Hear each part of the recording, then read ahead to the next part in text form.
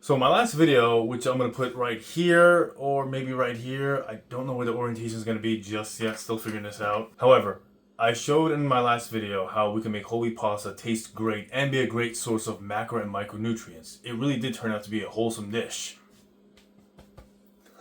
However, after making the cottage cheese sauce for that pasta, and everything was like, after everything was all said and done, I was like, damn, I still have a lot of cottage cheese left over, and I'm not the one to throw food away. Quite the opposite, actually. So I was doing some research, looking into some different ideas, what to do with all this cottage cheese. And for this video, we're gonna make quite the turn, and we're gonna dive into our first ever baking/dessert video. Now, the star of the show is gonna be obviously.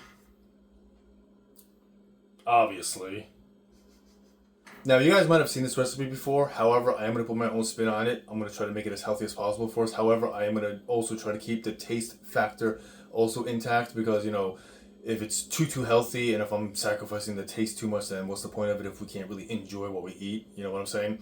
And we're going to start off with the crust.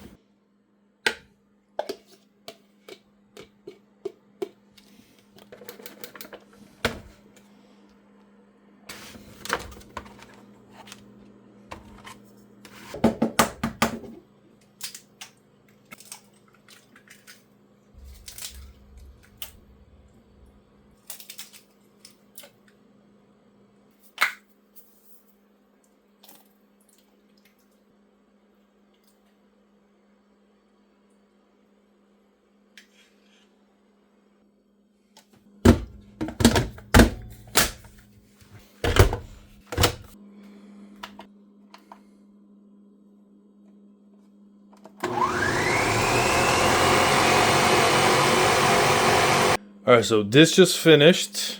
It's smelling like a bakery in here right now. That's gonna be hot, so I gotta get my gloves. So let me just put this on pause. That looks beautiful. Oh my gosh, the brownness on that is amazing. Damn.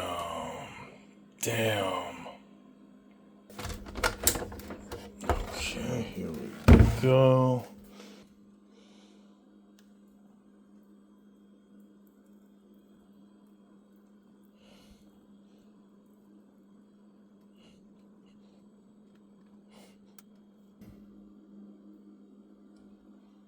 Alright, here it is. This is why we warmed up the Nutella.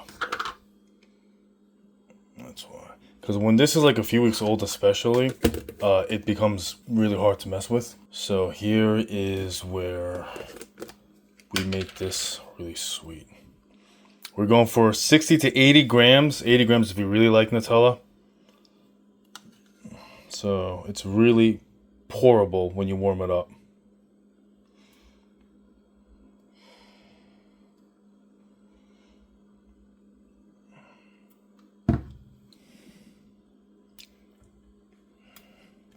While you're stirring, obviously be careful not to poke the crust. I'm stirring it like this. This is where you will also get out a lot of the air bubbles. It won't be all of them, but it'll be enough. If there's a few cracks, it's not a big deal. If anything, gives the cake a bit character. But yeah, just be more concerned about the crust than anything else.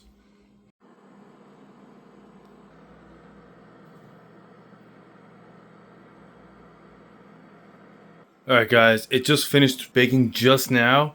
Here is the crucial part. We're gonna leave the door ajar slightly like this and let it cool off with the door cracked like this, more or less, for 10 minutes. This helps the temperature kind of stabilize so we don't give it like a rapid drop in temperature. That's what it looks like right now. It looks really tasty. Alright, no cracks, nothing. There you go. If you have any cracks, it's not that big of a deal. However, just as an FYI, if there are cracks, like some really massive cracks, just keep in mind that if you overbaked it, that could be a possible symptom. Too much bake time, or if it's too hot. Because remember, we got eggs and cottage cheese, and if they get too hot, they tighten up, they start pulling apart, which will cause cracks in the surface. Another possible reason are the air bubbles. If you had too many air bubbles and if you didn't really go through and poke them out and hit the batter against the counter just just to surface those bubbles out.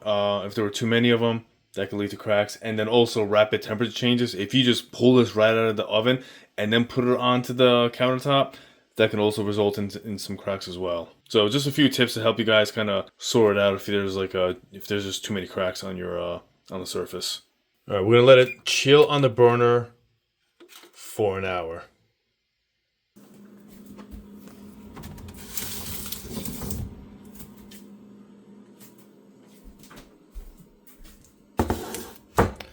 All right, out of the fridge after 12 plus hours. Mine was overnight, so yeah, right around 12 plus hours.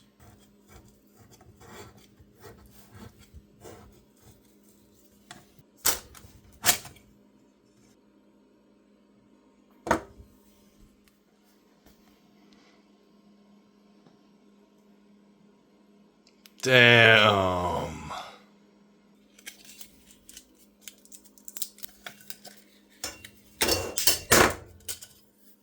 Alright guys, moment of truth. I'm going to use my brand new pie server blade and taste this out.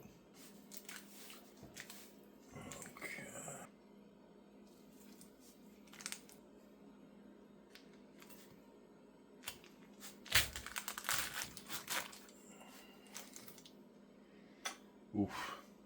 It's a bit of a struggle, but we got it.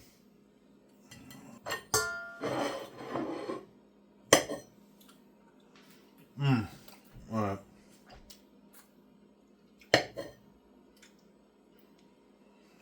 Wow.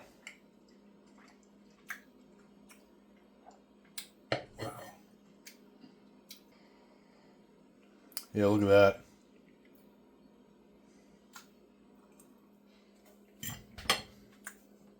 I'm on my second slice, by the way, because it's just that good. I'm very happy with how this came out. Damn.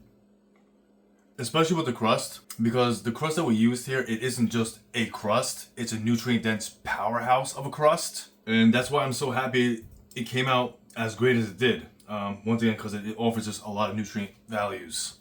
And then moving over to the Nutella-based cottage cheesecake, by using cottage cheese as the main ingredient,